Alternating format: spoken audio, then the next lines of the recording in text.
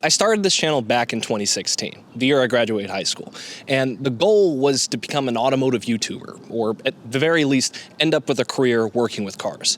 And somehow, it actually happened. Here's what it looked like.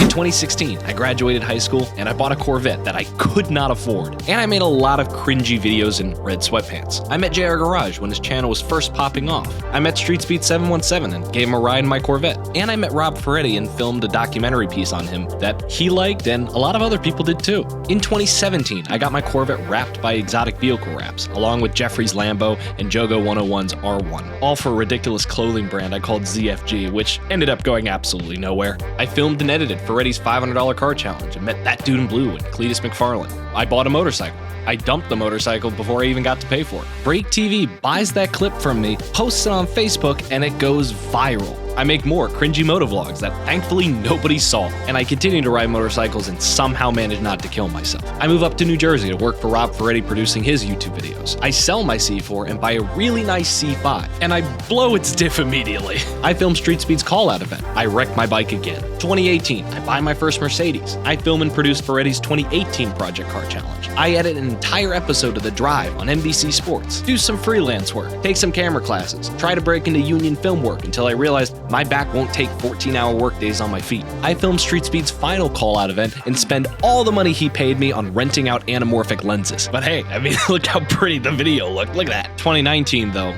well, that's what most of you remember. I met a guy named Randy, and we created Savage Garage.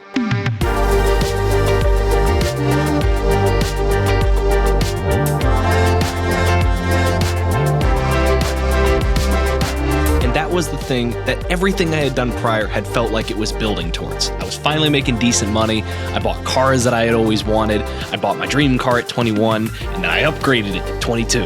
I turned the damn thing into a cop car. I went on tons of rallies, tons of adventures. I got to create content on everything I ever could have dreamed of. And then 2022 came, and everything fell apart. Randy took his own life. And a few months later, I lost one of my best friends, Rachel. My whole world changed. Nothing was the same as it once was. And not only that, it changed the way that I felt about making car content. All of a sudden, I didn't really want to do it anymore. And considering how I had just spent the last almost 6 years of my life, that was very strange. But at that point, I had people working for me and I still had to make a living, so I had to do something. The entire next year, I kept trying to find something that would excite me with car content again, because that drove everything I had done before. I tried doing the Savage Garage style of video on my channel, but that just wasn't it. I even tried restarting Savage Garage, thinking I could reinvent it into something that everybody would love and that Randy would have been proud of. But that was a complete mistake. I tried different forms of content on here, some of which did very well. I just kept thinking eventually something would pick up steam and I'd fall in love with doing it again. But nothing made me feel much of anything. Except there was one thing. One thing that I had started doing ever since I finally put Savage Garage to bed for good.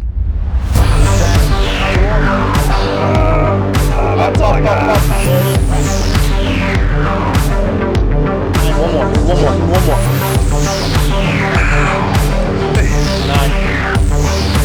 Over the last 9 months, I've really gotten back into lifting. A few of you may remember, but right at the beginning of Savage Garage, I was a bit bigger. At that time, I was still going to the gym consistently, and I was around 165-ish pounds, maybe. But once Savage Garage really started moving, I put it all on pause. Within about a year, I had dropped right back down to around 130 pounds by the beginning of 2020. But I had just bought my dream car, and I actually had a steady income, so I was okay with it. But since getting back into lifting, I've been learning more and more about fitness and health overall, and it's made me want to make content on it, creating content that would provide value to people, instead of just showing off a cool shiny toy. So, am I saying I'm completely done with cars on this channel? No, I'm still a car guy at heart, and you'll still see content on this channel with cars, but I really want to try something new. I hope most of you will stick around to see what I end up putting out. It may even be helpful to you. But to give you an idea of what's coming up, the first thing I'm going to do is make a video talking about how I went from about 130 pounds to just about 190 pounds in the last 9 months. I'm also going to make a video of why I had to get on testosterone replacement therapy at 25, a Sam Sulek style series documenting my first cycle where we'll film every training session with my coach Ben, the owner of Benefits Body Shop. Plus, some video essays, some product reviews, just a ton of great stuff. Fitness is the first thing since Randy passing that's actually felt like a step forward in my life. It's new, it's different, it's exciting, I'm getting to meet new people, and I'm learning new things. It's been a while since I've gotten really excited about making content, and just something about this feels right, like this is what I'm supposed to be doing next. Don't know how else to describe it. So with that, folks, I hope you stick around, hope you see what comes next on this channel, but with all of that, here's to the next chapter of, well, Jimbo's channel.